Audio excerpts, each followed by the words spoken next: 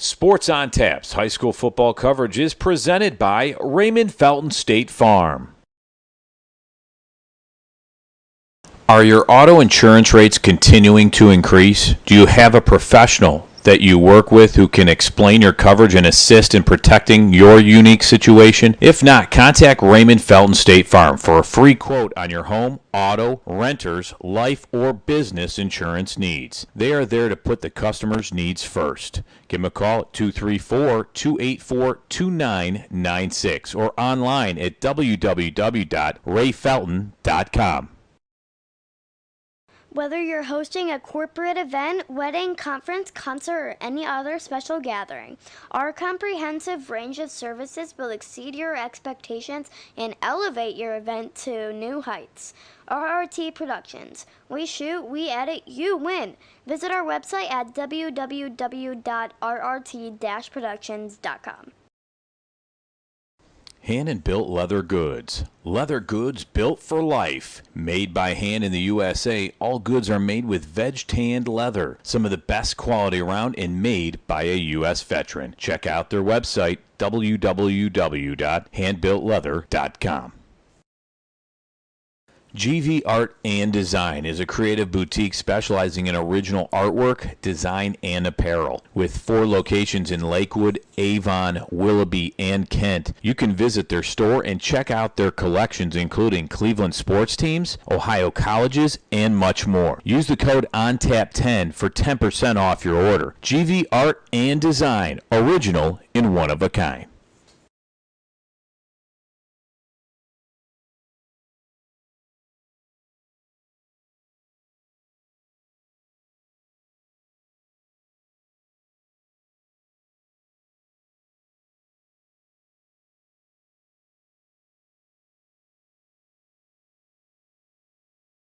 Sports on Tap's high school football coverage is on every Monday night at 7:30 p.m. Watch live on YouTube and make sure to subscribe. Sports on Tap's high school football coverage is presented by Raymond Felton State Farm. Are your auto insurance rates continuing to increase? Do you have a professional that you work with who can explain your coverage and assist in protecting your unique situation? If not, contact Raymond Felton State Farm for a free quote on your home, auto, renters, life, or business insurance needs. They are there to put the customer's needs first. Give them a call at 234-284-2996 or online at www.rayfelton.com. Whether you're hosting a corporate event, wedding, conference, concert, or any other special gathering, our comprehensive range of services will exceed your expectations and elevate your event to new heights. RRT Productions. We shoot, we edit, you win. Visit our website at www.rrt-productions.com. Hand-and-built leather goods. Leather goods built for life. Made by hand in the USA, all goods are made with veg-tanned leather. Some of the best quality around and made by a U.S. veteran. Check out their website, www.handbuiltleather.com. GV Art and Design is a creative boutique specializing in original artwork, design, and apparel. With 4 locations in Lakewood, Avon, Willoughby, and Kent, you can visit their store and check out their collections including Cleveland sports teams, Ohio colleges, and much more. Use the code ONTAP10 for 10% off your order. GV Art and Design, original and one of a kind.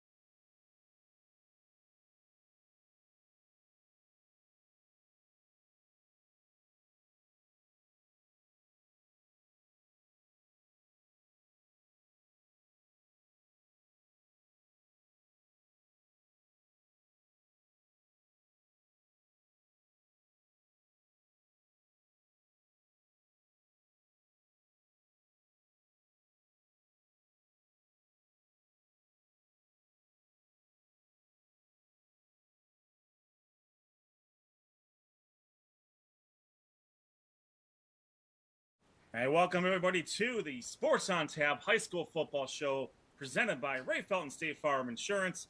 This is our week 2 recaps of the Suburban League, both the National Conference and the American Conference, the Southwestern Conference, the Greater Cleveland Conference, and the Great Lakes Conference, of course. My name is Ed Dick, alongside my co-host, Technical Director Rob Troutman, Dr. Hoops himself, Noah Jacobson, the Professor Hype himself, Sean Duffy, also my co-host, my colleague. See, I fit it in there. And, of course, our EVP of Social Media Content and Graphic Design Specialist, Josh Jeffy. Sean and Josh are back from assignment this week to catch us up on what's going on in their conferences. You are watching this live on our YouTube channel. Make sure you hit the subscribe button, get those notifications to watch all of our past and future broadcasts of the Sports on Tap High School Football Show and all of our content online. Make sure you follow us on Twitter/X at SOT Podcast. Every week when we have live games, you're going to get live up-to-date highlights and scores through that platform. Make sure you follow us on Threads at SOT_podcast, and of course on Facebook at Sports on Tap.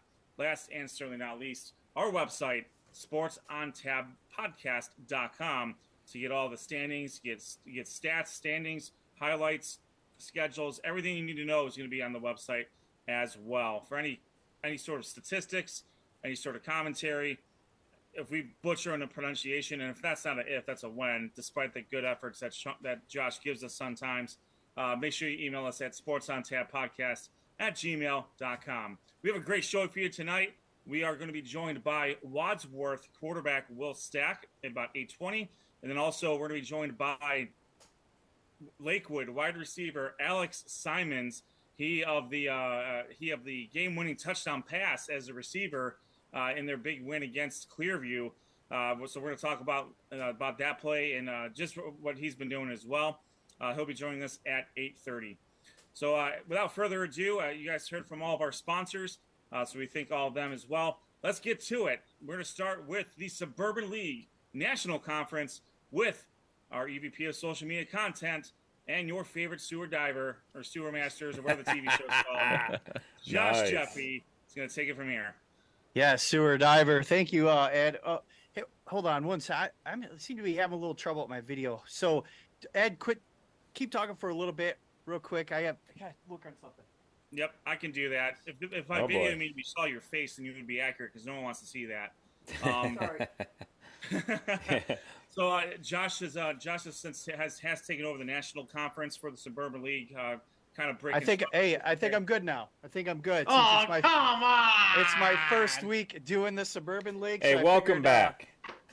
I figured you guys cannot see it on the screen, but once it comes back, you'll realize that it's party time. So we're going to start off my first national Suburban League National Conference matchup. Can everyone see that?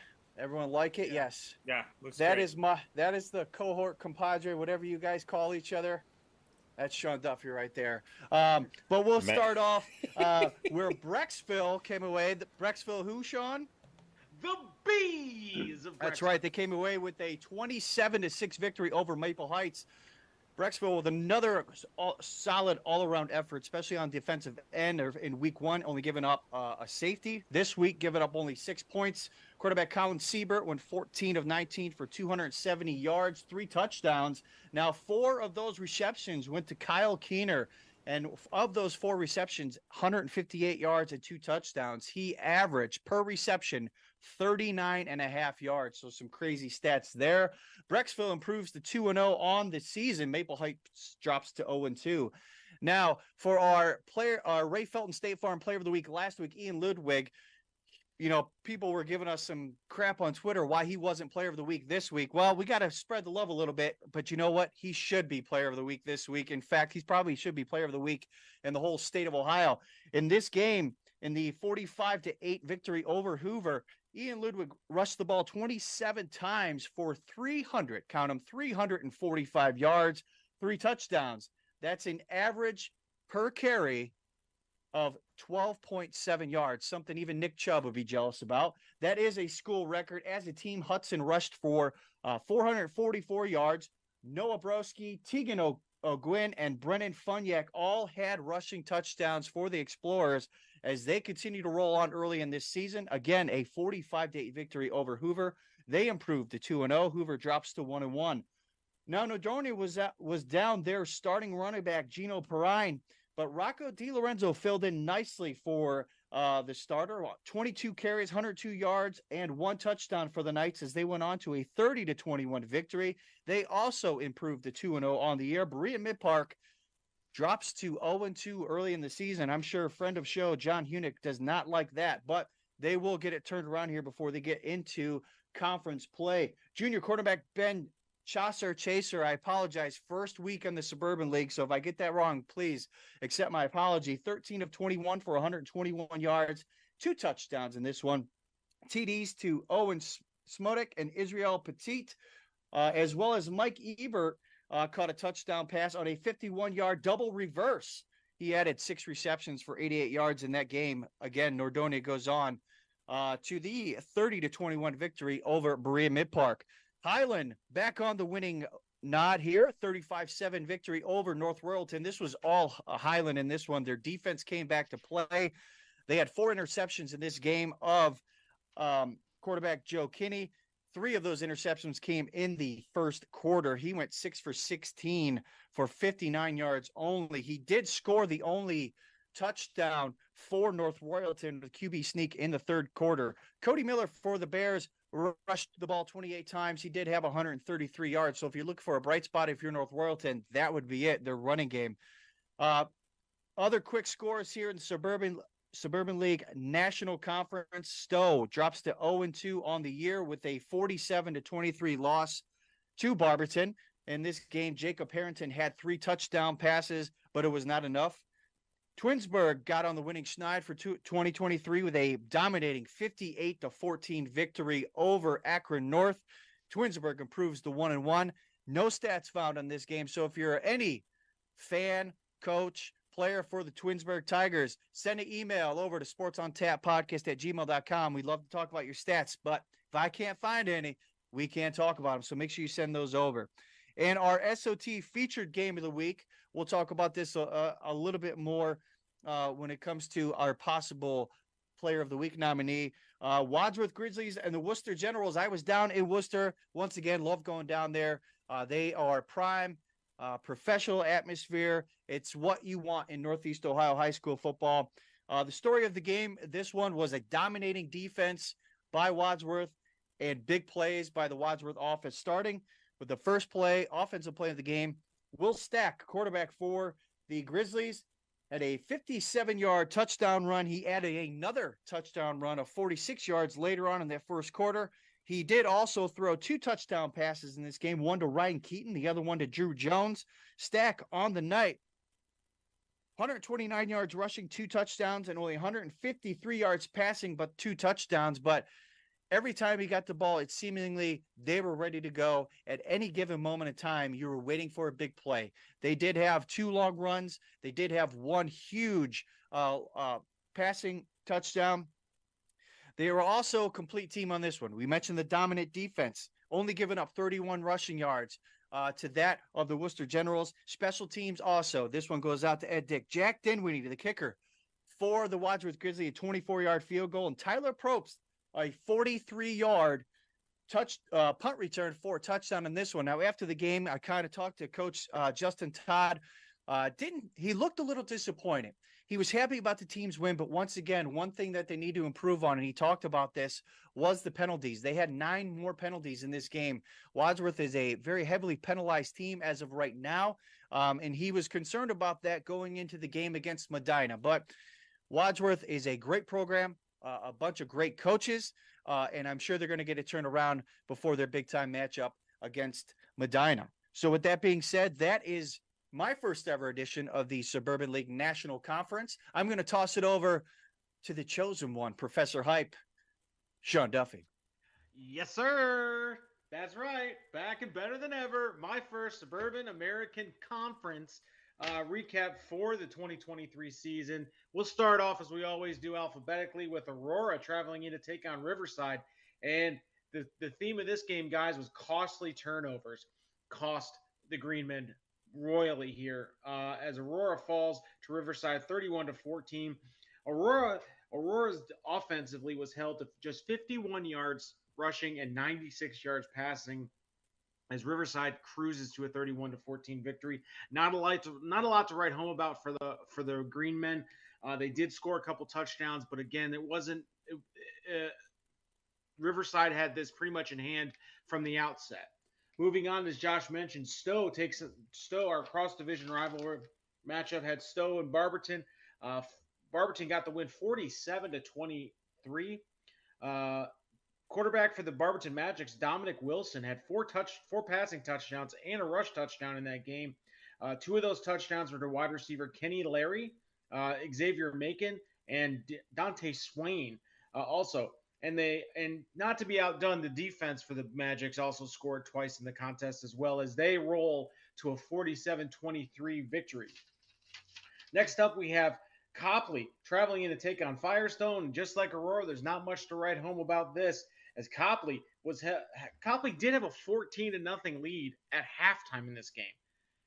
And then the second half started when Firestone rattled off 58 points in this game in the second half alone. I am sure that film has been reviewed and forgotten in Copley, because when you give up that amount of points in 24 minutes of game time, you have done a couple of things wrong defensively. Quarterback Julian Bearshak did finish 16-27 for 167 yards with 2 passing touchdowns. Unfortunately, it just wasn't enough as Firestone got hot in the second half and really rode to a 58-23 victory over Copley. Cuyahoga Falls, big congratulations to first-year head coach Kevin Pask getting his first win as the head coach of the Black Tigers as they get a 33-6 victory over Akron Springfield. Running back Xavier Lindsay for the Black Tigers had 14 carries, 135 yards, and 2 touchdowns. Quarterback Joey Earl finished the game with 8 of 12 for 98 yards and a touchdown in the Cuyahoga Falls first win. Congratulations to Coach Kevin Pask.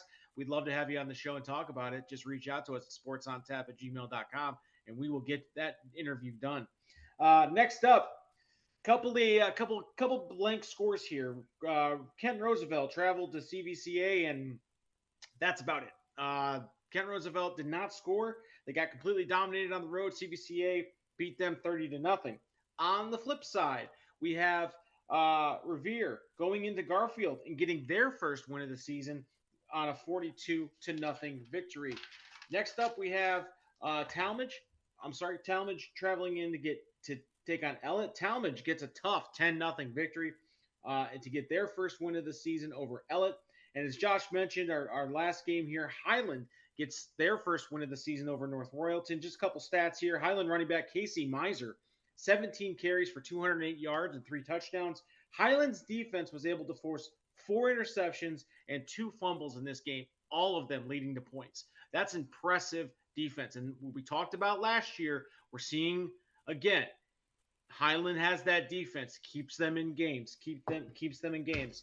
So Josh maybe alluded to it when he broke down the national conference, but I'll talk about it now. Our player of the week nominee is Will Stack from Wadsworth. Kid had a great game last week, followed it up with another great game. And as Josh mentioned off the top of the show, there's 2 guys that had great performances these past 2 weeks, and we could have alternated them. But congratulations, our player of the week nominee is Will Stack, quarterback out of Wadsworth. Let's look ahead to the Suburban League. Josh, what do you got on deck for the National League in Week 3? Yeah, and you can see there up on the screen, Brecksville travels to Lake. Cleveland Heights will travel to Hudson. This is going to be a big-time game. There could be some we'll talk about that one a little bit later. Nordonia will travel on to Mayfield. This is another good one. North Ridgeville is kind of the hot team everyone's looking at. They will be at North Royalton. Massillon Jackson will take on Stowe. Stowe tries to get off the schneid this year. Twinsburg and Copley will maybe talk about that one a little bit later as well. And then finally, the big one in the Suburban National Conference, Wadsworth Medina, two big cross conference matchups between Suburban League and the Greater Cleveland Conference. So my old world meets my new world, and I'm kind of torn. I'm not going to lie to you. But real quick before we move on, Sean, you talked about Casey Miser. I saw that kid week 1. He is going to be a stud for Highland. Only a sophomore this year, already had 2 awesome games. So he's going to be a name to watch, especially this year and into the near future. All right, and then we'll go ahead and just break down what is looking forward for Week 3 in the American Conference. West Geauga will travel in to take on Aurora. McDowell out of Pennsylvania travels to take on the Magics. Copley and Twinsburg, as we mentioned. Akron North at Cuyahoga Falls. Highland versus Brunswick. Lakewood with our guest tonight will take on Kent Roosevelt at Kent Roosevelt. Ravenna will go into Revere, and Green will take on to Talmadge. Now, let's go ahead and discuss what's happening in the Southwestern Conference. Rob Troutman, our technical director, he's been preparing all day. He's all fidgety. Is he ready to go? Too bad, because it's time for you to go, Rob. You're up. Go, buddy. Go, go, go, go, go, go, go, go, go. All right, well, we'll see how this goes because I'm going to have to fly by the seat of my pants. My computer is having all kinds of fun. Oh, there it goes. Now it just works. So we'll start in the Southwestern Conference in Week 2.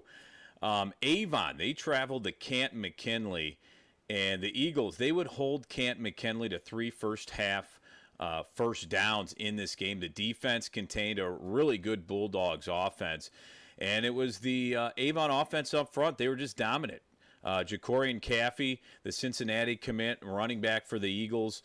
For the second week in a row, he went over 100 yards rushing. He scored 2 touchdowns on this day. And want to thank them for sending me the stats.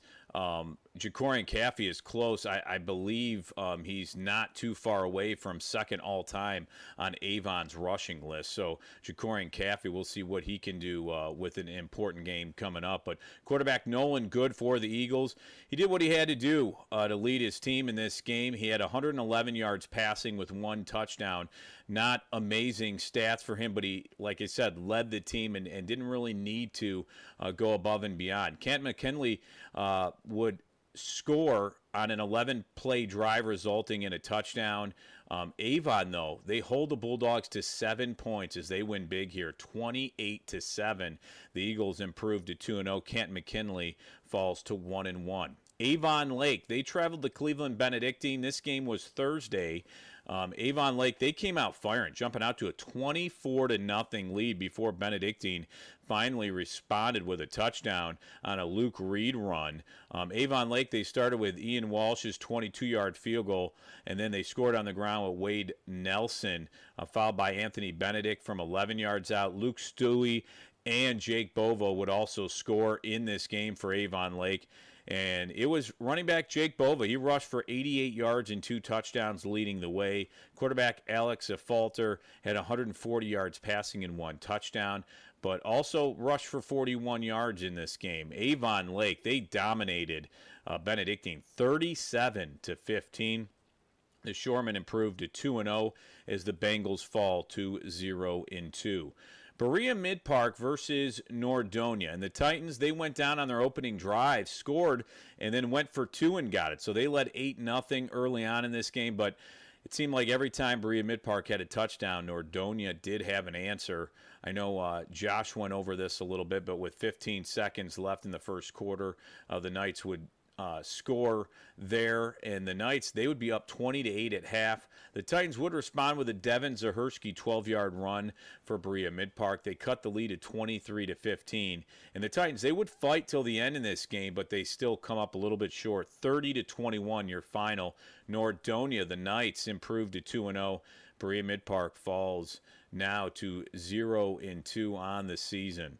Elyria versus Lorraine, and it seems like Lorraine always starts the games really quick.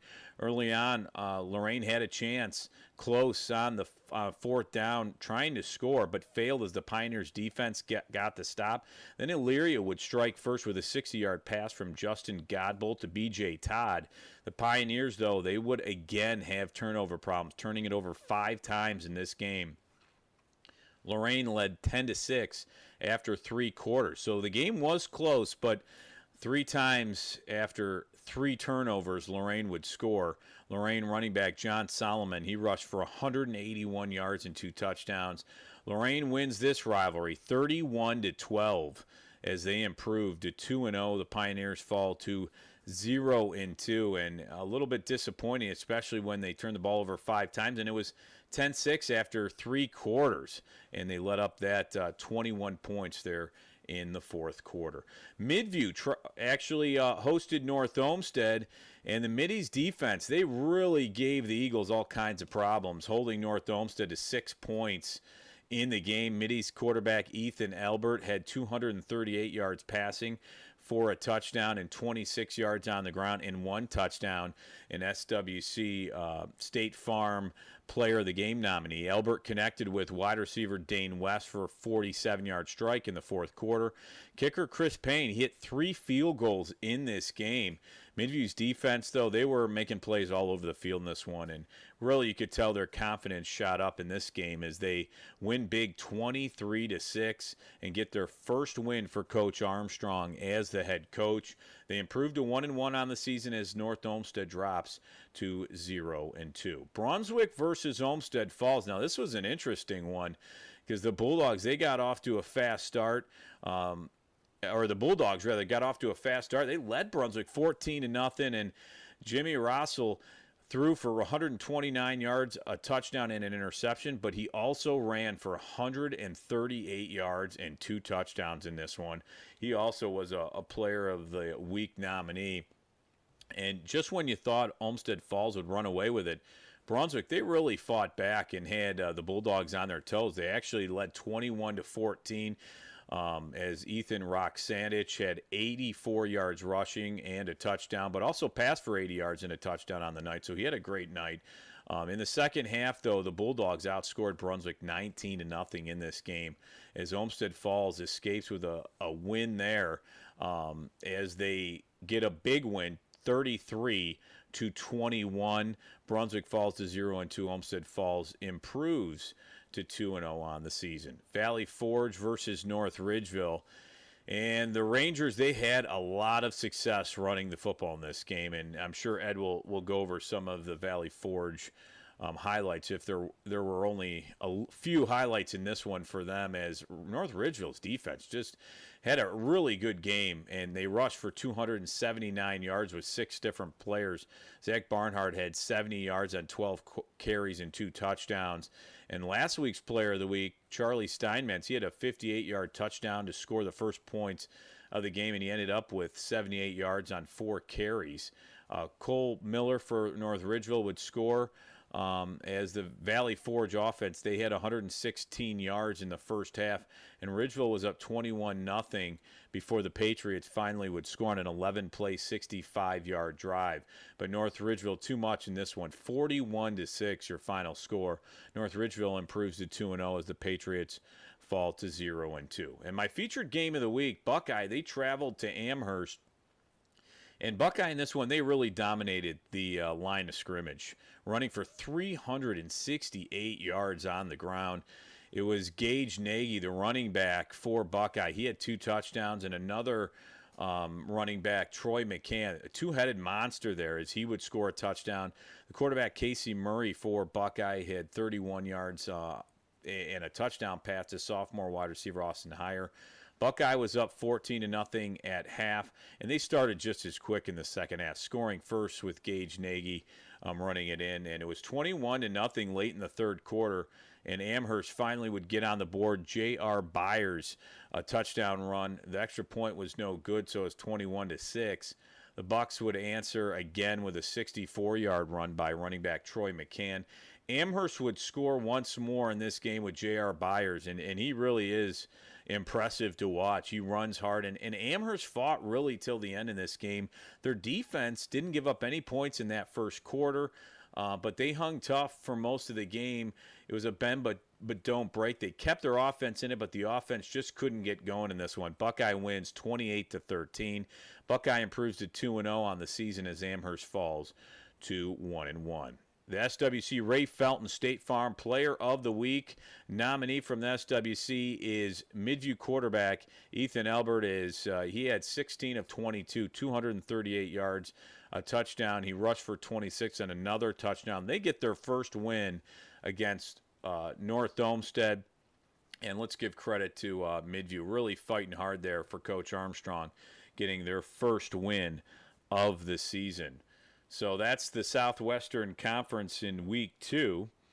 As like I said, a pretty impressive way to go there. And looking at Week 3, you have Amherst against North Olmsted. That should be a really good game. You have Elyria and Akron East. Glenville versus Avon. Elyria Catholic and Midview. That could be a really good game. Avon Lake and Chardon. Strongsville and Berea Mid-Park. North Ridgeville versus North Royalton, Olmsted Falls, and Canfield. So some really good matchups there. Some are a little bit out there with Chardon and Canfield, but if you're out there and want to travel and see some good football, you can go there. Or you can just head down the road to North Royalton. That's going to be a good one with North Ridgeville and North Royalton battling there. You see you see some of the games. I mean, Avon Lake and Olmsted Falls are going to test their mettle against the last two Division III state champions in Chardon and Canfield. So we'll see what the Southwestern Conference can do against some Division III state champions here in Week 3. An excellent slate as always. Glenville and Avon is going to be another premier game. Strongsville, Berea, Mid-Park, they've been playing for the last few years. Just a lot of good games in both the Suburban League and the Southwestern Conference as we're tuning up for conference play. Let's shoot over to Dr. Hoops himself. Noah Jacobson is going to cover the Greater Cleveland Conference. Well, thanks, Ed. And again, another week in the Greater Cleveland Conference, kind of another up and down slate. So as we'll get started with Brunswick taking on Olmsted Falls. And for the first two drives on Olmsted Falls, they had 2 touchdowns. But Brunswick answered with their first drive in the second quarter. That made the score 14-7. And then Brunswick tied it up at 14 apiece. And then again, the Blue Devils score off of a turnover and took the lead 21-14 going into halftime. But the Bulldogs scored off their first possession in the second half. That made the score 21-20 with a missed extra point. And then Olmsted Falls answered again as they retook the lead 26-21. And then they would do it again as they punched another one with 2 minutes left in the third quarter, and they would go on to win 33-21. And then moving on to our next game, Paramus Catholic out of New Jersey took on Cleveland Heights. And this was a pretty good one, guys. And this was kind of a back and forth battle between these two teams. Paramus Catholic started the first quarter with a 7-0 lead. But Cleveland Heights' John Gordon had a 14-yard touchdown that tied it up at 7 apiece. And then Cleveland Heights' quarterback Amara Lakes to Henry Perriman for a 54-yard touchdown. That led Heights 14-7, but Paramus Catholic tied it up at 14 apiece after Heights scored. And then Amara Lakes to Amir Atkins for a 12-yard touchdown with 2 seconds less heading into halftime. That made it 22-14. And then in the third quarter, Paramus Catholic tied it up 22-22 apiece in the first drive of the second half. But Cleveland Heights' Marquise Davis had a 29-yard touchdown as Cleveland Heights retook the lead 29-22. And then the Tigers would answer again as John Gordon had a pick six for 90 yards. That made the score 35-22 as time expires heading into the third quarter. But Paramus Catholic answered 35-29. And then they would do it again off of a fumbled kickoff with their second touchdown in the first 50 seconds of the fourth quarter. That made the score 36-35. And then they would answer again and answer again as it made the score 43-35. But Cleveland Heights will not give up yet as Marquise Davis had a 72-yard touchdown. That was his second of the game. It was 43-41. But in the end, the 34th ranked team out of New Jersey, according to Max Prefs, they traveled to Ohio and beat Cleveland Heights in a barn burner, 43-41. And then moving on to our next game, Euclid took on Erie out of Pennsylvania. The Panthers took a 7-0 lead heading into halftime. And then in the third quarter, they scored a touchdown. That made the score 14-0.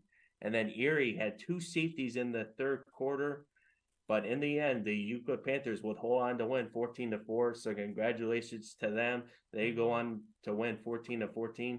And then moving on to our next game, St. Ignatius versus Mentor. It's always a barn burner between these two schools, as St. Ignatius took a 10-0 lead, but Mentor, Scotty Fox found Grant Cerny for a 6-yard touchdown that made it 10-7, and then Cleveland Heights scored. Mentor, Scotty Fox had a 6-yard touchdown with 27 seconds left. It was 14-10 at halftime. And then St. Ignatius scored a touchdown in the third quarter. That made the score 16-14. And then in the last second of the game, Mentor actually had a chance to win the game on a field goal, but time ran out as expired as St. Ignatius won 16-14. Scotty Fox in that game was 13-22 for 113 yards and a touchdown. He also had 11 carries for 64 yards and a touchdown. And then Mentor wide receiver Evan Calderon had 8 catches for 43 yards. And then moving on to our next game, Shaker Heights took on Brush. And this was a pretty good game for Shaker Heights. His quarterback, Abdullah Ahmad, was 12-16 for 160 yards and a touchdown. And then our Greater Cleveland Conference featured Player of the Week nominee, Cornell Beard, had 12 carries for 140 yards and 3 touchdowns. And then Caden King had 12 carries for 78 yards and a touchdown. And then wide receiver Kaya James had 4 catches for 106 yards. And Cleveland Heights went on to win 36-6 against Brush. This is their first 2-0 start since 2018, so congratulations to them. And then moving on to our next game, Strongsville took on Solon. And Strongsville and Solon was scoreless in the first quarter, but Solon had a fumble return as they took the lead 6-0. But Strongsville would strike as Nolan Beard to Jeremy Knopf for a 20-yard touchdown. It was tied at 6-6 going into halftime. And then Nolan Good would do it again as he had a 10-yard touchdown run to give the Mustangs a 12-6 lead in the third quarter. And then the Mustangs would do it again as Xavier Belvin had a 5-yard touchdown run to extend their lead to 18-6. But Strongsville will not give up yet as Luke Cormuth found Brian McCade for a touchdown. That made the score to 18-13. But in the end, Strongsville hang on to win against Solon 18-13. And then our last but not least featured game of the week for me as I head back to my old stomping grounds in Medina as the Medina Bees. They took on the Olentangy Braves, and this was a pretty good one in the first half. Medina started off the game in the first drive with a Jack Wojak 3-yard touchdown, but Olentangy would strike back as P.J. Harrison had a 3-yard touchdown on their first drive, and then they would do it again as P.J. Harrison had another touchdown, and then they would get the 2-point conversion, and then the Braves would strike again as Cole Kershaw had an 18-yard touchdown. They made the score 22-6, but Medina's not giving up yet as Danny Starter found Austin Knowles for his 37-yard touchdown. That made the score 22-13, and then the Bees would strike again as Danny Starter found Austin Knowles again for the second time. This was a 32-yard touchdown with 7 seconds left in halftime. That made the score 22-20 at halftime. But Olentangy, Ethan Grunkmeyer had a 1-yard touchdown run in their first drive at the second half. That made it 29-20. And then Matthew Tobias for the Braves had a 36-yard field goal. That made the score 32-20. And then the Braves would do it again as Ethan Grunkmeyer found Jackson Wiley for a 28-yard touchdown. That made the score 39-20. But Medina will not give up yet as the very next play, Jack Wojak had a 98-yard kickoff return for a touchdown, and then they would get the 2-point conversion. That made it 39-28. But Olentangy's P.J. Harrison had his 3rd touchdown of the game. That made it 46-28. And then he would get the rest of the night off as Riley Clarkson had a touchdown. That made it 53-28. And then both of these teams combined for 81 points. But in the end, Olentangy would go on to win the game 53-28. Medina quarterback Danny Steiner finished that game 18-24 for 274 yards and 2 touchdowns. And then he had 3 interceptions. And then Medina wide receiver Austin Knowles had 9 catches for 177 yards and 2 touchdowns. And then Medina receiver Jack Wojak had 7 catches for 73 yards and a touchdown. And then the kick return touchdown, as I mentioned. And then for Olentangy, Ethan Gluckmeyer was 15-22 for 143 yards and a touchdown. He also had 8 carries for 23 yards and a touchdown.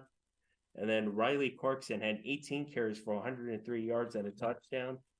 And then P.J. Harrison had 9 carries for 31 yards and a touchdown. Jackson Wiley had 6 catches for 78 yards and a touchdown. And then the Braves would finish the game with 259 rushing yards. But in the end, Olentangy had the better game on offense, defense, and special teams, and they would go on to win 53-28 and beat Medina. There you have it. That is the Greater Cleveland Conference for Week 2. Who do you got for what's going on for Week 3? Well, the Highland Hornets will travel to Brunswick to take on the Blue Devils, and then the Mentor Cardinals will take on Paintsville Riverside. That should be a pretty interesting game going over to Riverside. And then the Cleveland Heights Tigers will travel to Hudson to take on the Explorers. This should be a pretty interesting game between 2 very powerhouse teams. And then Strongsville, the Mustangs, are taking on the mighty Berea Midport Titans. And then Euclid is going to take on the Perry Panthers. And then the Solon Comets will take on the Shaker Heights Red Raiders. And then Wadsworth, the Grizzlies, will take on the Medina Bees. And that should be a pretty good one. That's always a great game in the county. And that wraps up the Greater Cleveland Conference for Week 2. Excellent work there, Noah. As always, very good game.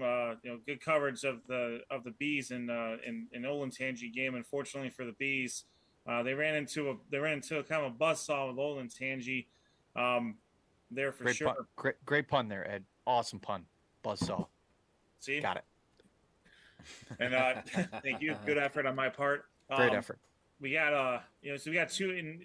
A rarity. We got there's only 7 Medina County teams in the there's only 7 Medina County teams, and it just so happens that 4 of them are playing each other. It's a very rare when that actually happens. So looking for some Medina County supremacy between the Greater Cleveland Conference and the Suburban League, both national and American conferences.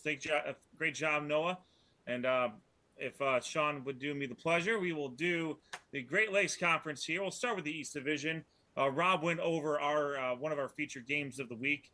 Buckeye really took it to Amherst for information and for the highlights. Make sure you check out both our YouTube channel and also check out our website, sportsontapodcast.com, to catch all the highlights of Buckeyes' 28-13 victory over Amherst. With the win, Buckeye improves to 2-0.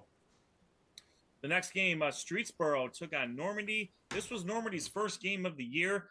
Their first game against Lincoln West got canceled. And although the Invaders were able to score every single quarter, they were not able to keep up with the Rockets. Streetsboro comes away with its 49-27 victory over Normandy. Unfortunately, not much in the way of statistics for this one. Normandy sent some information my way so I can talk about you. As Josh mentioned earlier, with the loss, Normandy drops to 0-1. Streetsboro improves to 2-0. Right, we covered this game a little bit earlier as well. North Ridgeville absolutely pounded Valley Forge by a count of 41-6 for Valley Forge. Senior quarterback Daniel Kewell, he did complete 8 of 14 passes for 114 yards, a touchdown. He did have 2 interceptions. He did also led the team in rushing with 40 yards. We're used to seeing Valley Forge run the ball. They only had 92 yards total rushing in this game. And it's kind of weird seeing a Valley Forge quarterback have more than 10 pass attempts in one game, let alone 14. Senior Ben Farston caught 5 passes for 56 yards and a touchdown. And Danny Scheffler led Valley Forge with 10 total tackles. Valley Forge drops to 0-2 in the season. North Ridgeville improves to 2-0. Holy Name took on Lake Catholic on Saturday, and this was a pretty solid game as well. this will be a future North Coast Conference matchup starting next year. For Holy Name, senior quarterback Andrew Cole only completed 5 of 16 passes for 69 yards. He did have 2 touchdowns, and they were both caught by junior wide receiver Blake Feliciano. Feliciano had 2 catches for 50 yards and 2 touchdowns. Senior running back William Dix had 9 carries for 90 yards and a pick 6 on defense. However, that was not enough to stop Lake Catholic's Frankie Trinetti. He had 4 touchdown passes. Josh Stiles rushed for 183 yards for Lake Catholic. Ace Peterlin had 112 receiving yards and 2 touchdowns. Lake Catholic goes on for a 39-20 victory over Holy Name. Holy Name drops to 0-2. Lake Catholic is 1-1. The game of the week in the Great Lakes Conference, which we didn't know about until it actually happened, was Lakewood against Clearview. These teams went back and forth all game long. It was a battle, haymakers left and right. It came down to a 12-yard touchdown pass from senior wide receiver Alex Symons to junior quarterback Avery Holt as time expired. This play was inspired by a Philly special, which we all know helped to defeat the New England Patriots in the Super Bowl recently. Holt made the extra point for the win over a very game Clearview team. Lakewood escapes with a 41-40 victory over Clearview.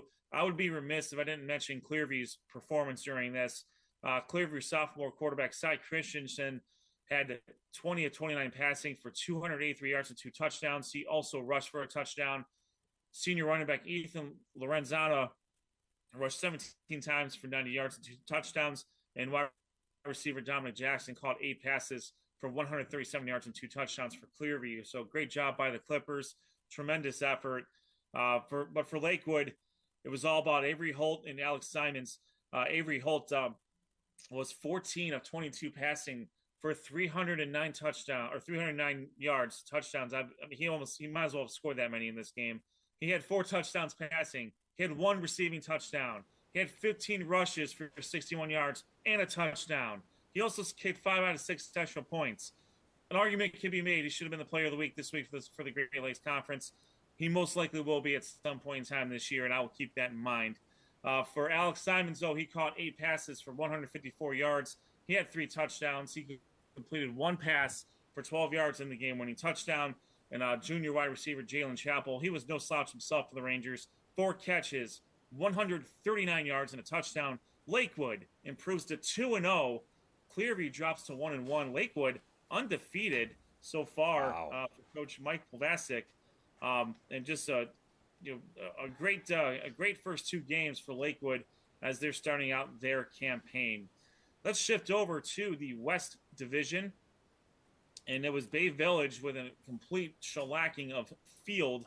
Michael Farrell hit Jace Knapp for a 78-yard touchdown pass. He also had another touchdown in the first half as well.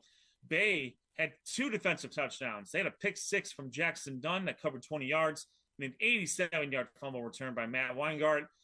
Casey Medley also hit a field goal from 24 yards out. Add it all up, it's a 31-0 victory for the Bay Rockets over Field.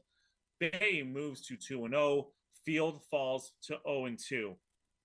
Columbia took on a very game Fairview Park. Tell you what, Fairview Park in their last season of Great Lakes Conference play, they haven't even gotten to the conference yet. But they've had 2 very tough opponents in Cuyahoga Heights and Columbia, and they've more than held their own.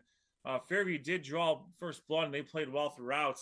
I wish I had some names here. I will mention some numbers, though. Quarterback number 7, he had 3 touchdown passes, 2 of which are number 15, and then number 5 had a 75-yard touchdown run. If someone wants to if I can get a roster of that information, I would love to say the names. But as it sits, those numbers will get recognized. A great effort against a Division 5-6 powerhouse in Columbia Station. Fairview falls to 0-2. Columbia moves to 2-0. As Rob mentioned earlier, Midview gets a 23-7 victory over North Olmsted. Unfortunately, there is not much from North Olmsted in this game. North Olmsted drops to 0-2. Midview gets their first win of the year. Rocky River took on John Marshall, and this was all Pirates all the time. Senior quarterback Julian Patty completed 10 of 18 passes for 236 yards and 4 touchdowns. If you want to talk about efficiency, it gets no more efficient than senior Nick DeSalvo. He rushed 2 times for 48 yards and 2 touchdowns. He caught 2 passes for 63 yards and 2 touchdowns. 4 touches, 4 touchdowns for the week 1 Ray Felton State Farm Player of the Week nominee for the Grizzlies Conference for Nick DeSalvo.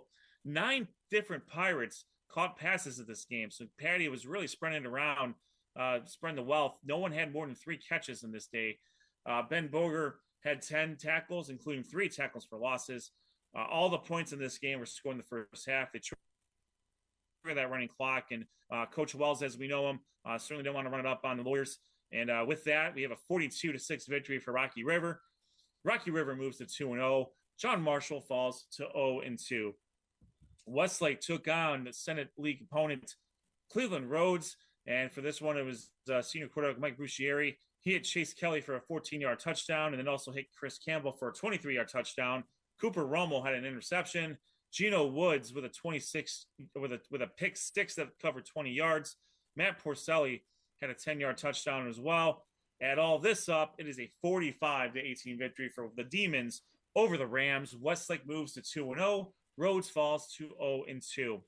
Sean Duffy, he of the future Elyria Catholic enrollee, from what I understand, he went out to cover the Elyria Catholic and Sandusky Perkins game, and on paper, these 2 teams have had tremendous matchups over the last few years. This week, maybe not as much. Sean, why don't you take it away for this one? Yeah, if you're a Sandusky Perkins Pirate fan, you're going to love this recap. If you're an Elyria Catholic Panther fan, you're going to want to forget this recap, but we appreciate you tuning in anyway. So I was able to go out and watch the Elyria Catholic Panthers host the Perkins Pirates, and I got to say, to be honest with you, early on, this game was 7-7, and Hector Garcia for the 4th out of Elyria Catholic with a touchdown plunge into the end zone, tied it up with 7. And then at that point, things got a little out of hand for the Panthers as Logan Lesh, and I really hope I'm pronouncing this right because it was very difficult to hear over the wind. For some reason, the wind was very out that night. So Logan Lesh, the quarterback out of Sandusky Perkins, finished the game with 7 touchdowns. He also, I would say, he assisted or was responsible for every single point scored with the exception of 1 touchdown. That would be a handoff that he gave to running back Isaac Bunce. And I really hope I'm saying that right. But again, it was very evident from the beginning that Sandusky Perkins was just playing with a little bit more momentum, a little bit more crisp. There seemed to be a little bit more of a controlling of the trenches there for the Pirates. Elyria Catholic defensively, they were in it, they were trying, but again, big plays, big passes from the Pirates. It was just a downhill game for them. They got on their heels and never looked back. At one point, going into half, Elyria Catholic did score on a 75-yard touchdown pass that unfortunately I missed because it was right after one of Sandusky Perkins' touchdown runs that I was trying to post on Twitter, which if you want to follow us on Twitter at SOT Podcast, it's where you get all of our live late-breaking coverage. But that made the score 49-13 going into the half. And then at that point, it was a running clock. Sandusky Perkins did put up a couple more touchdowns in the second half. Jaden Ramos for the Panthers put a touchdown in there to kind of end the game a little bit for them. But it was all Sandusky Perkins in this game, 62-19. If you want to see some of the highlights, if you want to see my write-up, you can walk across that keyboard to our website, sportsontapodcast.com, and read my recap of the Elyria Catholic Sandusky Perkins game.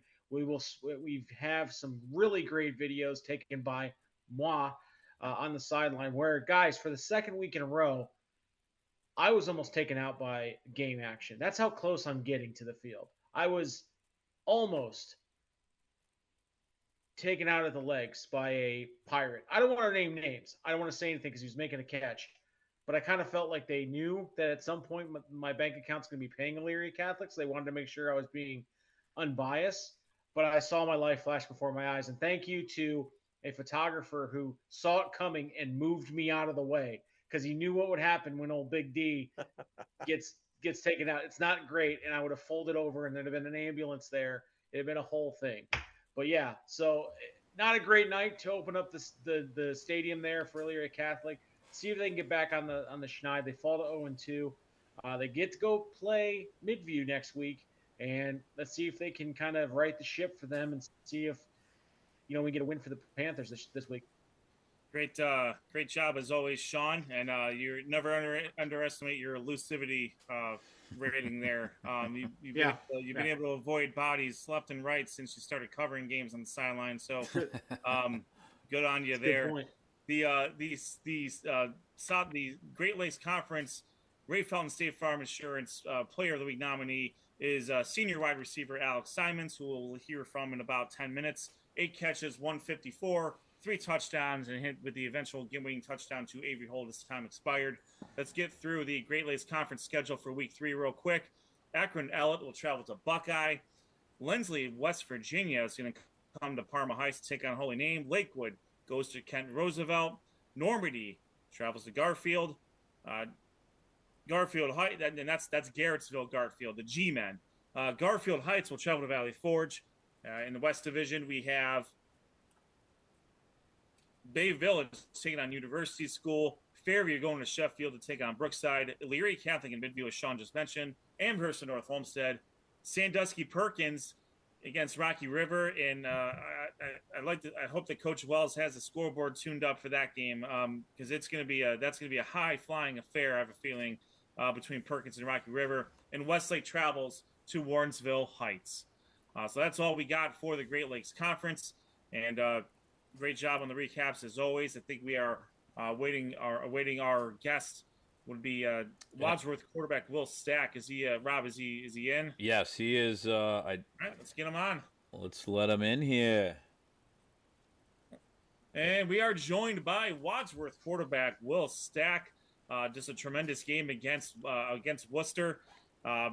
Starting out the season very, very quick. He had 2 touchdown passes, 2 touchdown runs. Didn't have to throw the ball too much against Worcester. But Will Stack joins us. Will, thanks for joining us. How are you doing tonight? Good. Thank you for having me. Thanks for coming on. I know it's game week, and it's a big game week, no less, with cross county foe Medina coming up. Real quick, let's talk about the Worcester game. Wadsworth and Worcester have been playing for a long time, and and it usually doesn't end in a blowout. Those games are usually pretty close. What was it about this game that that really turned the table in your guys' favor? I think, you mentioned it. We've had a long rivalry for a while, and it's been pretty even throughout. And then they decided to drop that rivalry, so I think that little bit of a spark in us. And we came out hitting. The line set the tone right away, and we were able to just be physical with them the whole night.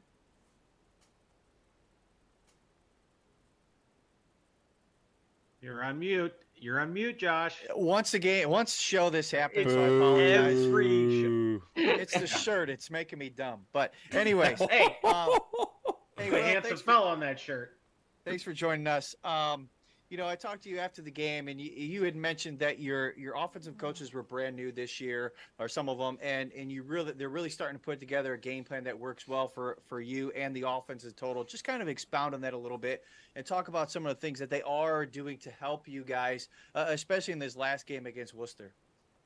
Yeah, so usually Coach Todd's been a huge part of the offense and calling the plays on the sideline, getting the game plan prepared. But he's really taken a bigger step into the defense this year, and he's kind of handed it off to these new coaches. And they've been doing a great job. And they just watch a ton of film over the weekend on the team we're about to play, and then do a great job of implementing their game plan to us Mondays. And we just get to practice that throughout the week, and it's huge. We get to apply it to the film, and it obviously pays off on Fridays.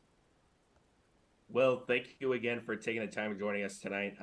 So far, you guys have scored 94 points on offense for the first 2 games. And then I talked to you in the scrimmage against Brunswick and talked about how your offensive line has come together. Just kind of talk about how they have come together throughout the first 2 weeks as you guys have been firing off 94 points in the first 2 weeks.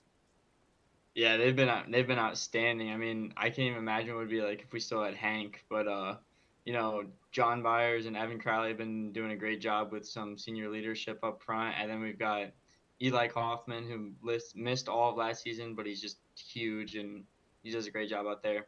And then Brady at guard too, and sophomore Gabe, he does a great job too. I mean, they're all just physical guys and they're smart. They know how to read the defense, and I mean, they're great up there.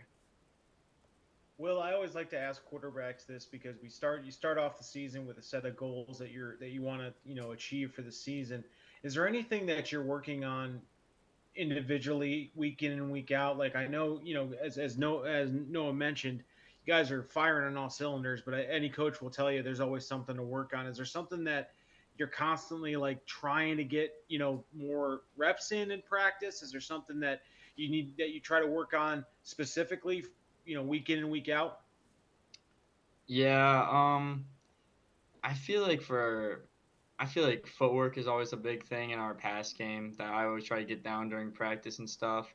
And then, I mean, something that we've been trying to nail down on, whether it's practice and obviously games, is penalties. We've been having way too many of those, and we really got to crack down on those.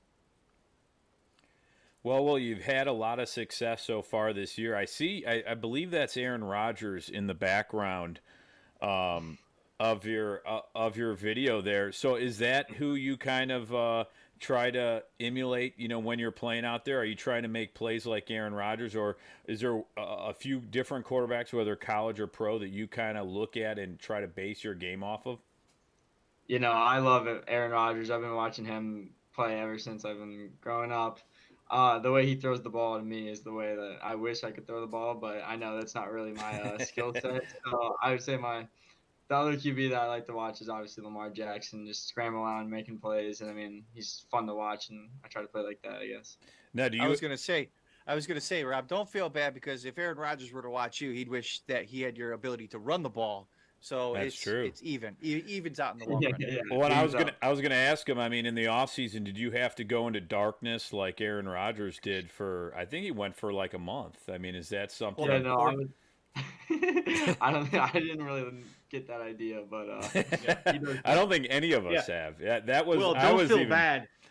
He was the only person. Like, it was him and some other dude that just happened into that room and didn't realize he was on a retreat. Like, no one realized what he was doing. He just sat in a dark room for 30 days.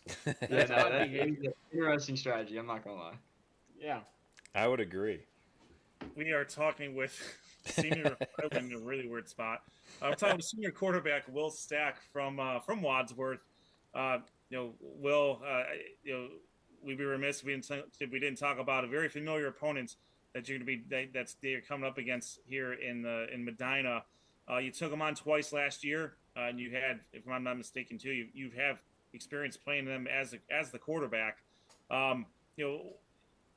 It's a familiar foe, different personnel, obviously, slightly. But what are some, without giving too much away, what are some of the keys you guys are looking at, or what's Coach Todd talking about as far as what to key in on and what you're looking to accomplish here? I mean, yeah, we've obviously had experience against them. We know like what kind of offense and defense they run, stuff like that. I mean, defensively, obviously, it's different than any other team you play, because the way they play 5 out wide and spread everybody out. I mean, personnel changes are going to be there. That's given. And then, I mean, I think offensively, we're treating it like any other week. We're just going to go in. We're going to play physical. We're going to do our thing, and I mean, take advantage in what they give us. Really. And that'll be no small feat, and especially with Medina coming off of a loss.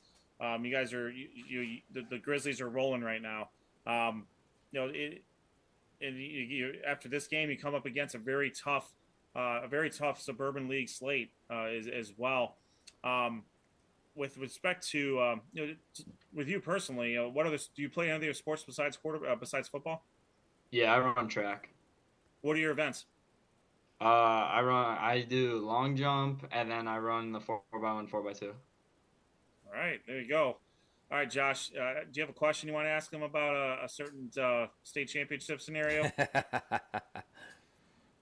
I'm state championship scenario.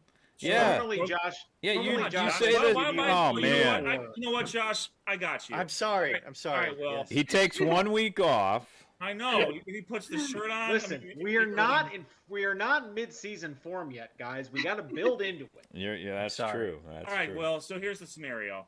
I think I know the answer to this, but we're going to ask it anyways because we ask less of a lot of our players, a lot of the players that join our show. Would you rather throw a game-winning touchdown pass or have a game-winning touchdown run in the state championship to win the state championship, or would you rather win the long jump or be a part of a winning relay to give Wadsworth a state track championship? I would definitely have to go with the football, and I'm not gonna lie. There we Yeah. go. Throwing a game-winning pass in a football state championship would be insane. See, and the reason why I didn't ask that because I knew that answer. I mean, that was I know. common sense. Great effort, Josh. I can only imagine how crazy the Wadsworth faithful would be if that happened, because Wadsworth fans they're excited at games. They're loud. They pack it in. That's for sure. Josh probably experienced that this week. I'm a big fan of the home field there too. I mean, it is a cool place to watch a game. Wadsworth's probably one of our favorite games to go cover a game. And Will, there's been a great lineage of quarterbacks that have come through Wadsworth. As you were growing up, were there any specific quarterbacks that you thought to yourself, I would really love to be in his position, or that's who I want to be like, when you finally get to high school? Yeah, I mean, Mr. Ohio himself, Joey Boffman, is who I watched growing up, and I mean, he was just insane as a high school QB, and that's who I always thought, like, man, if I could be anyone, that's who I'd want to be. Very cool. Very good, very good. Hey, Will, we don't want to take up too much more of your time. We want to thank you for joining us, especially in mid-season with a big week coming up in Medina. Thank you for taking the time to join us. Good luck this week. Stay healthy this year, and hopefully we'll catch up with either you or some of your other Grizzlies teammates later on this season. And congratulations on being your Player of the Week nominee. Of course. Thank you, guys. Thanks for having me on. I appreciate it. Appreciate it. Thanks, Will. Good luck. Thank you, Will. That was senior quarterback from the Wadsworth Grizzlies, Will Stack, joining us here. He was the Ray Felton State Farm Insurance Player of the Week nominee for the Suburban League in Week 2. And Poor kid got really weird there about being in a dark room for 30 days. Poor kid. So apologize. Apologies in advance. I didn't get weird with anyone. I'm just saying that's odd behavior. You don't go sit in a room for 30 days in the dark and not talk to anybody. That's crazy. Hey, you got to do what you got to do. Who's not sitting in a room in the dark? Alex Symons, our Great Lakes Conference Player of the Week nominee, the Ray Felton State Farm Player of the Week nominee. Alex Symons, Lakewood wide receivers, joining us. Thank you for popping on and saving us from this weird conversation. Weird conversation. Alex, thanks for joining us. How are you doing tonight? No problem. I'm doing good tonight. How are you guys doing yourself? Doing great. We're excellent. We're excellent, despite the shirt that Josh is wearing. Hey. It's just really loud. I like That's this all. shirt. Well, look, if you look closely, There you Al, go. look. That's I an like adorable shirt. That's an adorable shirt. I like it. Well, I think we might have one for Alex. He says he likes it, so maybe we can send him. Maybe we'll send him a care package there. That would be great. This guy, Alex. First off, what a tremendous start to the season you have had. Five touchdown receptions, a touchdown pass, averaging over 130 yards receiving a game. Really building on what you did last year as a junior. We have to talk about the game. A really, really big win against Clearview, where you threw the game-winning touchdown pass, not so much catching it. Talk about what went into that decision and really just the game in general against Clearview. That play, we've been practicing it all summer long. We knew if we ever needed it, we could go to it. And it's funny, our coach actually told our quarterback that we were going to run that play. with a minute 30 left in the game, came down, got to the 13-yard line, called the play. I had faith in it, and it happened. I mean, nothing really left to say. And then their receptions, I mean, we knew what their weaknesses were in their defense, so we exploited those, and it worked. Hey, Alex, I mean, that's, having confidence like that just breeds from, your coaching. Your coaches have confidence in you, and then you guys go out there and execute. This is your first year with Coach Pohl. So talk about some of the changes that your team has felt through the offseason and now as we're starting going into now week 3. But just talk about some of the things that Coach Pohl has brought to the Lakewood program giving you guys some success. I feel like Coach Polo, as soon as he came in, he gave all of us hope because we lost our old coach, Coach Thome, going into my senior year. That's always tough losing a new coach, especially your senior year. But I think Coach Polo did a good job with the team to give us all hope and to make us just give us a good game plan and just go out there and play the game, have fun. Alex, thank you again for taking the time and joining us tonight. It seems like your guys' offense's point has put up 89 points through the first 2 games. Just kind of talk about how the offensive line has been performing the first 2 games, and even throw in some of the other players that are performing so well the first 2 weeks. We got a great quarterback that came in. Really love Avery. Our old line's doing way better than last year. I am so proud of those boys. Jalen stepping up in a big way against Clearview helped us really get momentum when we needed it. And then it's just the defense. The defense does need to step up in some ways, but they're working on it. They're working hard. I believe in all of them. I think we're going to be a pretty good team coming down to the playoffs. Going back to the last week's game, I just got to wonder when you got that ball and you're rolling out and you see your guy wide open, are you just laser focused on making sure you get a great pass to him? Because you don't want to have to turn around and be like, all right, I let this one sail a little bit, or you don't want to loft it up there too high for him, right? Yeah, no, I mean, I played quarterback my junior year. It's just in my DNA, I guess. Okay. But All right. nah, it's just I trusted him. Again, we worked on it. I knew he was going to be open. It's just delivering him that good ball. Yeah, and it was a good one. It was a very good throw. Thank you. We talked with Lakewood wide receiver Alex Symons, senior. Last year you guys won 3 games and just missed out on the playoffs. You're 2/3 of the way to your win total this year already, and you're coming into you have a game against Kent Roosevelt before you really get into conference play. What is without giving away too much about what's going on with Kent Roosevelt? What have you seen, and what are the keys to having success against the Red Riders? Honestly, just play as a team.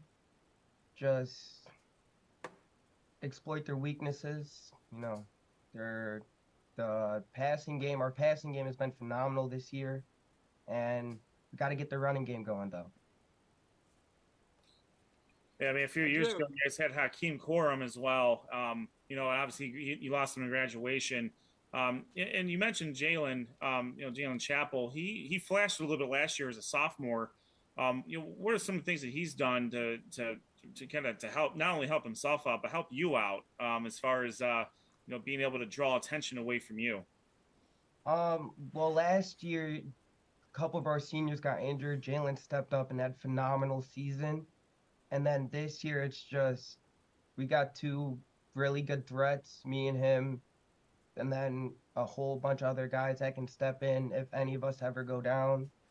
But, I mean, Jalen has just been great competition in practice. That's the only kid I want to go up against sometimes, just trying to get better day after day. Yeah, there's no doubt you guys have gotten better. And you could tell, I think, from this season, your confidence is sky high. And it seems like, you're really a positive influence with your players. Do you take a leadership role on this team, to keep everybody positive? I mean, it's easy when Clearview's scoring a lot of points to just say, you know what, I don't know if we can keep up with it. But it's you guys kept scoring and scoring, and obviously you scored more, 41 points to 40. So you obviously kept going and kept the positivity up. Is that the role that you play on this Lakewood team this year? Is a team lead, or who are some of the other captains on the team this year? Oh, we got 4 captains. It's me, Aiden Maxwell, Ed Horton, and Donnie McCulloch. I feel like all of us we don't let no one get their heads down after one blown play, one bad thing happens. Just pick that guy up next play, next play.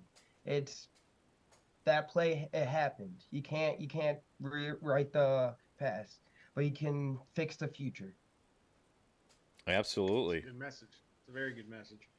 I do have a question for you. You mentioned you played quarterback. I believe you said your junior year. Does that help you understand more about being a better receiver in that sense? Do you kind of draw on that experience to kind of know how quick you need to get in and out of a break, or how short you need to stop, like maybe a curl route or something like that, because you know where the quarterback's coming out? Have you noticed that that's actually giving you a little bit of an edge when playing the position? I think it has, because I can really it's easier to find the windows now. Mm-hmm. But I mean, I talk to my quarterback all the time, and he helps me out even that I played quarterback.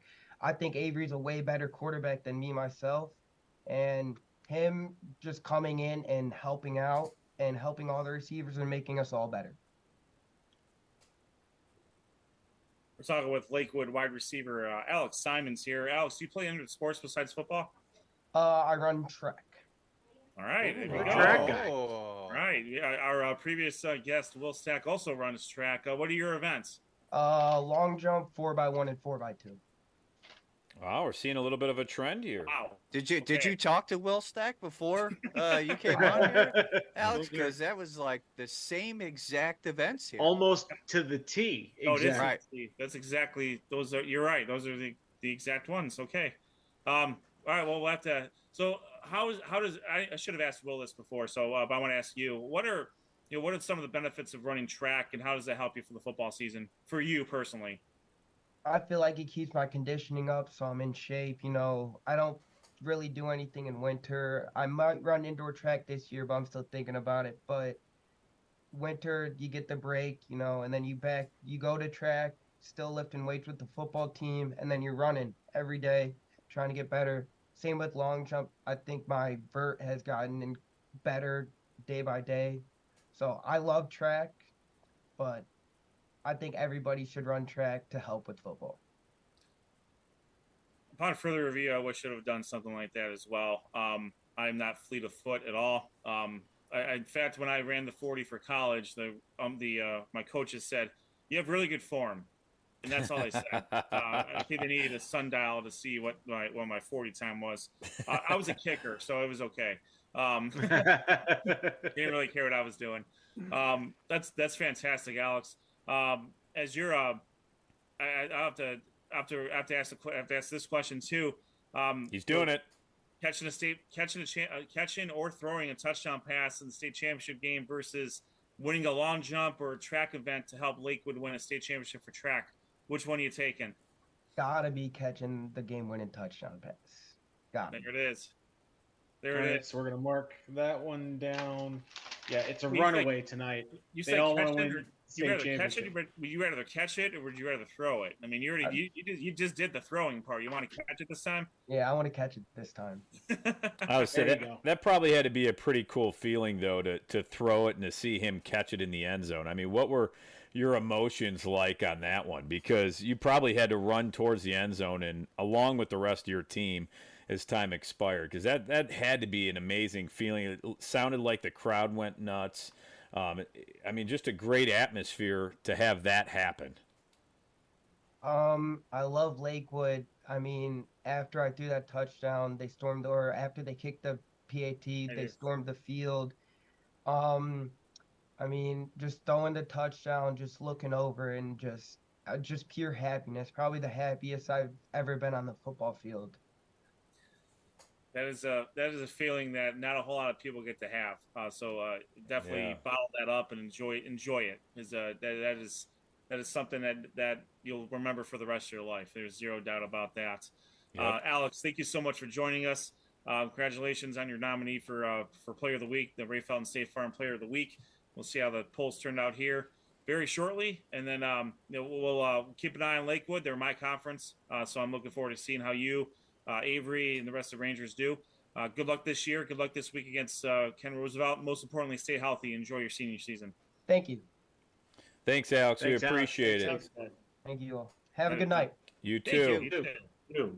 That is a senior wide receiver from the Lakewood Rangers, Alex Symons, joining us here on the show. Really, between him and Will Stack, we got a track team we're building here on top of a football show it's here. Interesting. Same events. Awkward. That was like events.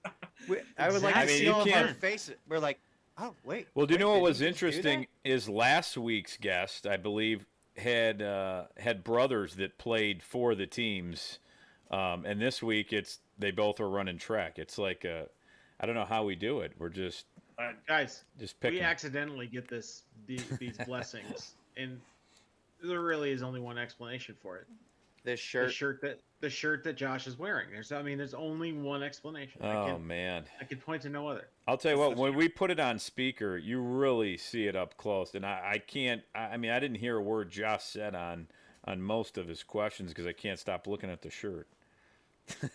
I only wish I could do that thing like The Rock can do and move his pec muscles so Sean can be constantly dancing the whole time, but can't do it. Sorry. You'll have to work on that. I don't think we should do that. I don't think we should do that on the air because that is something I can do that, but I'm not going to. Moving on. So we had two of the four Ray Felton State Farm Player of the Week nominees on our podcast, which means it's about that time to reveal the winners of our poll here, and see who wants to pop that up and get it out. Rob, you able to pop that up on yours? Not on my computer today, actually. Oh, okay. Let me see if I can find it then. My computer has been having all kinds of issues today. Rob's computer is in a dark room right Seriously. now. Yeah. Contemplating whether it should retire. Did it take some sort of other, I'm glad I brought that up so we can have this conversation about it. The other two nominees for the Ray Felton State Farm Player of the Week contest are Cornell Beard from Shaker Heights and Ethan Elbert from Midview. Let's see if we can pull this up. I tell you what, it was a pretty close poll, though. I will say. I'm just hoping that it doesn't kick me out. Right. Ooh, this was a close one. Yeah. Oh goodness. The winner of the Week 2 Player of the Week contest sponsored by Ray Felton State Farm Insurance is Will Stack from Wadsworth. Wow. By a count of 49, about 47% to Alex Simons's 40%. Ethan Elbert from Midview, about 7.3%, and Cornell Beard from Sugar Heights, 5.3%. So congratulations to Will Stack from Wadsworth. You are going to be the recipient of a nice care package from Ray Felton State Farm Insurance. Inclusive of that is a $25 gift card to Chick-fil-A. $20 gift card to Chick-fil-A. $20. My apologies. $20 gift card, again, brought to you by Ray Felton State Farm Insurance. We thank him for his support of high school athletics. There it is, 245 votes, and a really, really good split between two very deserving student athletes there. So congratulations to Will Stack and all of the Player of the Week nominees for the Ray Felton State Farm Player of the Week for Week 2.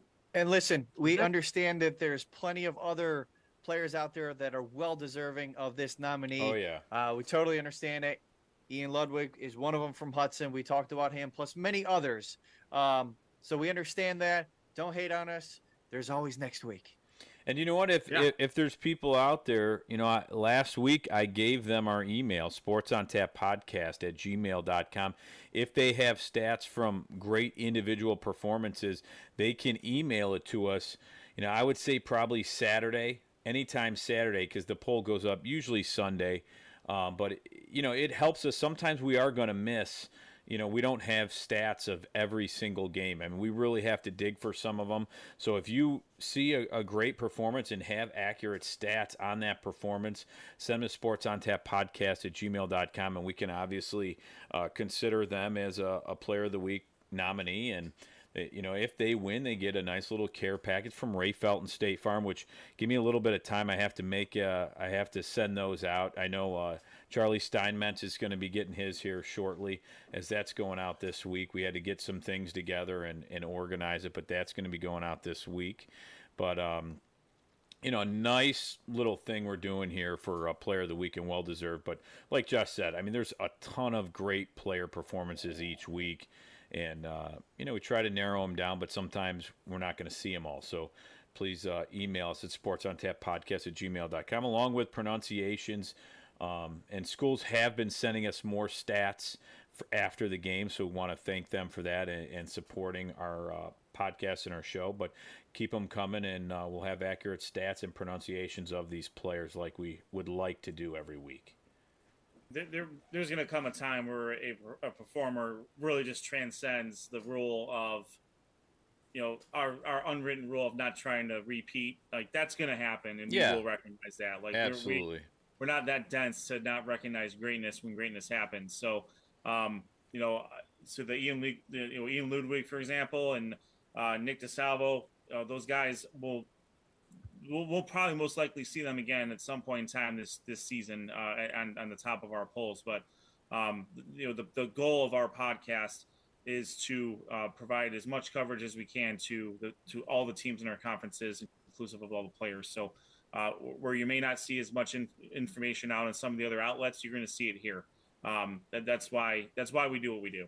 As Rob mentioned, and as Josh has mentioned, any statistics, anything that we can do to get your student athletes and your program out there, please send it to us, and we will do our best to get it out there. Yep. All right. Absolutely. That's gonna.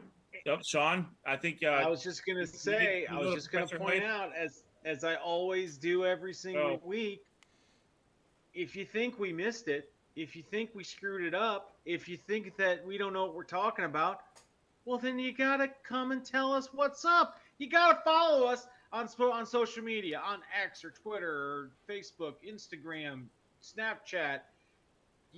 Go by Josh's house and yell at him. We want to know about these performances. If you have a player that we're not focusing we should be, shout them out, brother, because we will talk about them. We will. But the only place you're going to hear us talk about them, the only place you're going to find the videos of the greatest action from high school football is where? Our YouTube page. And how do you know about it? Well, you got to subscribe. You got to hit the notifications bell. You got to be ready when we go live every Monday night to break down the week's past action and give you a spotlight. We had great interviews tonight. Alex Symons, Will Stack, they came on. They both run track. It's crazy. They run the same events. We didn't plan that. That's what happens. Rob takes us down a tangent about dark rooms with Aaron Rodgers. No one wants to be in the dark room with Aaron Rodgers. I don't know why, but it's just I don't want to do it. Guys, what I'm telling you is we are now in mode. We are in season mode right now. You know what that means? Allegedly. Allegedly, yeah. I mean, look, it's a work in progress, okay? That's right. But listen, let me tell you this right now. Let me tell you something, brother. Most of these conferences have one more week in non-conference, then we are in conference play. That means we're going to have great rivalry matchups. We're going to have great videos. We're going to be covering a lot of games. Heck, we covered 4 games last week. We covered 4 games the week before. Are we covering 4 this week? I don't know. Stay tuned. We will tell you where we're going to be. But the only way you're going to know that is if you follow us on all of our social medias. You go to our website to read my beautiful writing and all my videos. And you got to subscribe to the YouTube page. Guys, they're dropping like flies right now. I know, every time. I'm just kidding. That's my sales pitch is over. But if you think we're missing out on these players, guys, you got to reach out to us. Tell us who we're missing so we can talk about them on this show on Monday nights in the fall. Now that I got that off my back, what are we talking about now? The hype alert is now over. I think Sean has returned back to us from blacking out. And with that, I blacked out. What happened? With that, we will be going out for the week 3 featured games of the week 3 featured games. Where are we going this week, boys? Who wants to start? I will start. I am actually going to be staying in my new conference, the Suburban League Suburban League National Conference. It's going to take me a little time to get used to that, but I'm going to be heading to Hudson for one of the GCC Suburban League matchups between Cleveland Heights and Hudson. I've seen Hudson once already, week 1, in their victory against Highland. Very much looking forward to seeing the Cleveland Heights Tigers live and in person, see what kind of weapons they are bringing. They are going to be a powerhouse. We already know, so I'm looking forward to that matchup. I will be at Hudson this coming Friday. Very good. Nice. It's going to be a great game. You know what? I'll go next. I'm going to head down to the road here in Avon, Ohio, where Glenville is going to take on Avon. I know last year I went to the Medina Avon game, and I mean, that was, my hands and phone were tired because there was so much scoring. And the next week, it was, I think, Glenville and Avon, and I'm like, man, back-to-back weeks. But I'm really excited to cover this one because Glenville, they've been playing some tough teams. They're always tough. They're a really, really good team, and it's going to be a great test for Avon because Avon, they went down to Canton McKinley and dominated that game, so they're ready. They've played some tough teams early on, beaten Brunswick and Canton McKinley. Now they're going to face Glenville. I think this one's going to be a great game, and I'm really excited to cover it. So I will be in Avon to see Glenville travel to Avon. Very good. And just a point, Rob, I'm sure that one Glenville fan was chatting us last year about talking about maybe coming out to the game, but he finally gets his chance this week as you, Rob, will be heading to Avon, where they will be taking on the D4 state champs and the Tar Right. Blood. I know. I'm excited. I can't wait.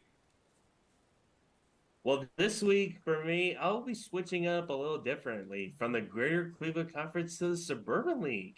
I will be heading down Route 18 to see the Twinsburg Tigers, led by head coach Charles Salter, who we had on the show a few weeks ago. They just came off their first win against Akron North. They will be taking on the Copley Indians, who have been kind of a little struggle lately at 0-2. Guys, this should be a pretty good game. It feels like the last few years, like these two teams have been batting it out close. Last year, Twinsburg got the win 45-43. Copley actually had a chance to win in the game-winning field goal, but it missed. That was week 1 last year, the 2022 season, and that was the first win of the Charles Salter era in Twinsburg. And you never know, it could be a high-stakes game between, like, if it's a close-score game, but we'll see. We will see what happens. Noah, your one job there is, well, you got many jobs, but your one job there, on top of what you're already doing, is to find somebody to send us the stats for Twinsburg. I felt really bad not giving their stats, so if you could hook that up for me, ask Coach Salters. He'll probably do it. Do you hear this? Dr. Hoops. Oh boy, is going to be Copley, folks. He's going to be traipsing the sidelines at old Copley Stadium, wearing his Sports on Tap gear in Copley. Rob's going to be in Avon. Josh is going to be in Hudson. Hudson, thanks. Hey, come say hi. You know, I've had actually a few people. You know, Buckeye in Amherst, I had a Buckeye player say, hey, you know, what are you going to be doing today? I said, you know, video highlights. He's like, oh, yeah, I know. I see all your video highlights on your YouTube channel. He's like, I know who Sports on Tap is. Everybody knows who they are. And you know what? I do have to give a shout out. Danny Grayson is on YouTube, and he said, look at Danny Grayson Jr., 53, Valley Forge defense. It's his son, so we'll give him a shout out on our show. Thanks for watching. We really appreciate it. Very good. There is the slate. Tip of the iceberg. There it is. There is the slate for you for your Week 3 feature games of the week for Sports on Tap. Again, make sure you're following us on Twitter at SOT Podcast to get all the up-to-date scores and highlights. Make sure you're checking us out on Twitter /X at SOT Podcast. I said that twice. Make sure you follow us on Threads at SOT_podcast. Check us out on Facebook at Sports on Tap. Again, subscribe to our YouTube channel, Sports on Tap, and of course our website, sportsontappodcast.com, for all the information you need about this show, schedules, and the like. We thank you all for joining us. This was the Week 2 recap of the high school Sports on Tap high school football show presented by Ray Felton, State Farm Insurance. Make sure you stick around for a few more minutes to get some information about all of our sponsors that help us go here. I'll just mention them real quick so you know who they are. Again, Ray Felton, State Farm Insurance, RRT Productions, GV Art and Design, and hand-built leather products. Noah's got one right there. Check out their website. They had some really nice stuff on there. And I need a new laptop bag. I might be coming. I know. I can't wait to see what Noah gets us all for Christmas. I can't wait. I bet you sure something leather. Stick around for all of our information for all of our tremendous sponsors. Absolutely. And we will be back here next Tuesday. Yeah. We're gonna take the Monday. We're gonna take the holiday for Labor Day. We will be back on Tuesday, September 5th, live here on our YouTube channel. For Rob Troutman, Noah Jacobson, Josh Jeffy, Professor Hype himself, Sean Duffy, my name is Ed Dick. We are Sports on Tap. We will see you on the other side. Have a great Labor Day weekend.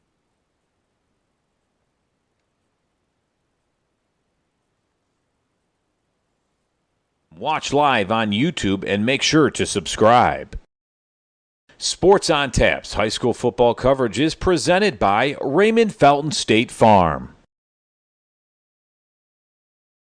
Are your auto insurance rates continuing to increase? Do you have a professional that you work with who can explain your coverage and assist in protecting your unique situation? If not, contact Raymond Felton State Farm for a free quote on your home, auto, renters, life, or business insurance needs. They are there to put the customer's needs first. Give them a call at 234-284-2996 or online at www.rayfelton.com. Whether you're hosting a corporate event, wedding, conference, concert, or any other special gathering, our comprehensive range of services will exceed your expectations and elevate your event to new heights. RRT Productions. We shoot, we edit, you win. Visit our website at www.rrt-productions.com. Hand and built leather goods. Leather goods built for life. Made by hand in the USA, all goods are made with veg-tanned leather. Some of the best quality around and made by a U.S. veteran. Check out their website, www.handbuiltleather.com. GV Art and Design is a creative boutique specializing in original artwork, design, and apparel. With 4 locations in Lakewood, Avon, Willoughby, and Kent, you can visit their store and check out their collections including Cleveland sports teams, Ohio colleges, and much more. Use the code ONTAP10 for 10% off your order. GV Art and Design, original and one of a kind.